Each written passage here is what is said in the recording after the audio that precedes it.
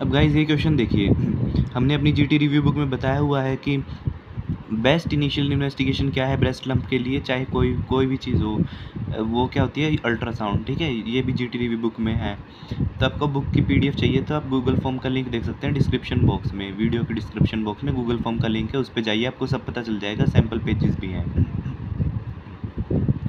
ठीक है, उसके बाद हमारा आता है, ये देखिए ऑक्सीजन सैचुरेशन 86 आ गई। ठीक है, लोकल टॉपिकल एनेस्थेटिक देने के बाद, तो मैथिमोग्लोबिनीमिया हो गया होगा। ठीक है, तो प्रीलोकिन आंसर आ जाएगा।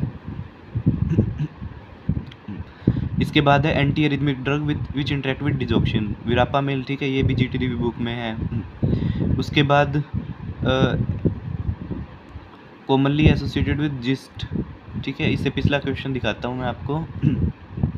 ये अल्ट्रासाउंड है, इसमें पोर्टल साइनस को मार्क किया हुआ है। ठीक है, तो ये हम किस लिए यूज़ करते हैं, ग्रोथ पैरामीटर को, ग्रोथ चेक करने के लिए बेबी की। ठीक है, अल्ट्रासाउंड में तो पोर्टल साइनस यूज़ होता है, ये भी मैंने जीटी रिव्यू बुक में दिया हुआ है। ठीक है, उसके बाद हमारा आता है, देखिए पल्पेबल नेक स्वेलिंग है और थायराइड कार्सिनोमा निकल के आ रहा है, तो टोटल थायराइडेक्टमी करेंगे ना, रिस्क नहीं लेंगे हेमीथायरोइडेक्टमी करके। ठीक है, नॉन डायलाइजेबल ड्रग्स, ये भी जीटी रिव्यू बुक में है, डिजॉक्सिन। उसके बाद है,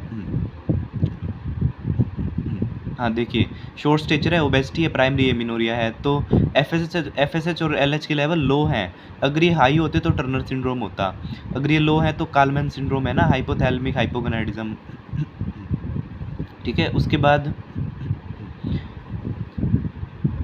देखिए ऑक्सीजन थेरेपी बच्चे को चाहिए 31 वीक्स ऑफ जेस्टेशन पे, लेकिन अब वो हो गया 36 वीक्स का, तो भी उसको चाहिए, तो प्रोलॉन्ग ऑक्सीजन थेरेपी है ना, तो इससे क्या हो जाता है, रेटिनोपैथी और प्रीमेच्योरिटी और ब्रोंकोपल्मोनरी डिस्प्लेजिया, ये भी जीटी रिव्यू बुक में है।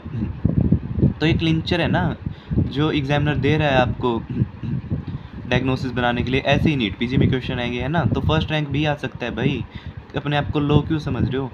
तो ब्रिटल हेयर है, सॉफ्ट वाइट नोड्यूल्स हैं हेयर शाफ्ट में, तो क्या है, वाइट पिएड्रा हो गया ना, तो वो ट्राइकोस्पोरॉन बिजली करता है।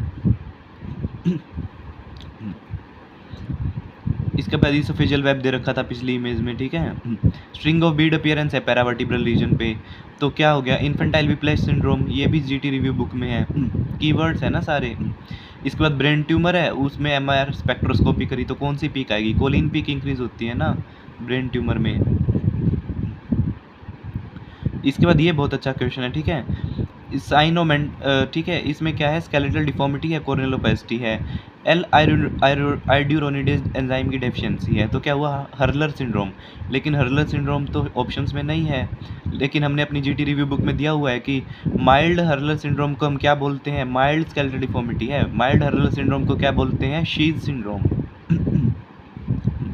ऐसे आपकी बुक हेल्प कर रही है, और ये आप 3-4 दिन में एक वॉल्यूम, 3-4 दिन में दूसरा 2 वॉल्यूम पूरा कर सकते हैं, तो टोटल 7-8 दिन में आप पूरी बुक पूरी कर सकते हैं। ठीक है, उससे जो बूस्ट आएगा ना आपके स्कोर में, वो आप खुद देखोगे। अब ये ग्राफ दे रखा है ट्रू नेगेटिव ट्रू पॉजिटिव वाला। अब सी पॉइंट पे क्या होता है, ए पॉइंट पे 100% सेंसिटिविटी होती है, सी पॉइंट पे 100% स्पेसिफिसिटी होती है। इन्होंने कहा बी टू ए पॉइंट पे जाएंगे, पहले बी पे थे, ए पे जाएंगे तो क्या होगा, तो सेंसिटिविटी इंक्रीज हो जाएगी ना, ए पे तो 100% सेंसिटिविटी है। कितने इजी क्वेश्चन है। तो ये मक्खन की तरह आपका ग्रैंड टेस्ट पूरा हो रहा है। Transport of iron from enterocyte into the blood done by ferroportin.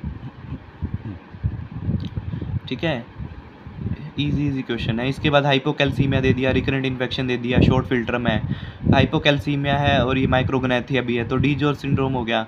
ठीक है, 22q11 होता है, उसमें 22q11 डिफेक्ट होता है।